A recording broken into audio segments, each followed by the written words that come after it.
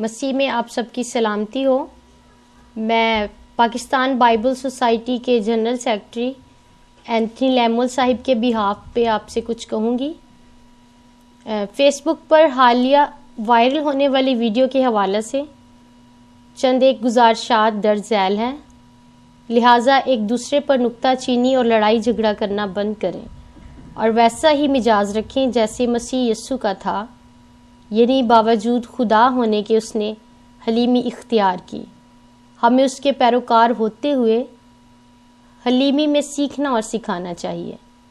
عرض ہے کہ پاکستان بائبل سوسائٹی کی کتاب مقدس مطالعاتی اشاعت کو میں نے پڑھا اور غور کیا تو صفحہ نمبر 1724 پر اٹھائے گئے سوال کے تناظر میں درج ذیل حقائق سامنے آئے ہیں۔ صفحہ نمبر 1724 پر جو نصف پیراگراف ہے اس کا نصف حصہ پچھلے صفحہ پر ہے، یعنی 1723 پر۔ تصاویر دیکھیں۔ صفحہ نمبر 1723 پر شروع ہونے والا یہ آرٹیکل بعنوان یونانی مذہب ہے، جو یونانی دنیا میں کلیسیا کے حصہ میں مندرج آرٹیکل ہے، اور یہ مزید بائبل مقدس کے دور میں مذاہب اور فلسفے کے مضمون کے تحت درج ملتا ہے۔ تصاویر میں دیکھ سکتے ہیں جو صفحہ نمبر 1722 سے شروع ہوتا ہے۔ لہٰذا یہ مضمون اور اس میں درج آرٹیکلز مسیحیت یا کتاب مقدس کے متعلق نہیں، بلکہ کتاب مقدس کے زمانہ میں موجود غیر یہودی عہد عتیق کے حوالہ سے اور غیر مسیحی عہد جدید کے حوالہ سے مذاہب اور اس زمانہ میں پائے جانے والے فلسفوں کے متعلق ہے۔ اب ہم اس متن کو صفحہ نمبر 1724 پر دیکھیں اور سیاق و سباق کی روشنی میں پڑھیں تو درج ذیل باتیں جو ہیں وہ سامنے آتی ہیں۔ پہلی بات، یہ ڈایونیس دیوتا ہے جو ایک یونانی دیوتا تھا۔ تصاویر میں متن کو ہائی لائٹ کیا گیا ہے۔ دوسری بات، یہ نہیں کہا گیا کہ مسیحی یہ ایمان رکھتے ہیں، بلکہ یہ لکھا گیا ہے کہ اس زمانے کے بہت سے لوگ مسیحیت کو بھی کوئی اسراری مسلک سمجھتے تھے، کیونکہ جب وہ عشاء ربانی کی رسم ادا کرتے تو روٹی کھاتے اور مے پیتے تھے۔ غور کریں کہ یہ مسیحی نہیں یا پاکستان بائبل سوسائٹی کا ایمان یا کہنا نہیں تھا یا کہنا نہیں ہے، بلکہ اس زمانے کے بہت سے لوگ ایسا سمجھتے تھے۔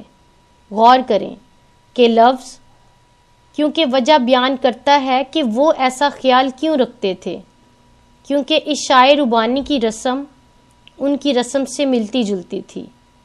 پس مطالعاتی اشاعت یہ نہیں کہہ رہی کہ پاکستان بائبل سوسائٹی والے سمجھتے ہیں، بلکہ عہد جدید کے زمانہ کے دیگر مذاہب اور فلسفے، بالخصوص یونانی مذاہب والے ایسا سمجھتے تھے۔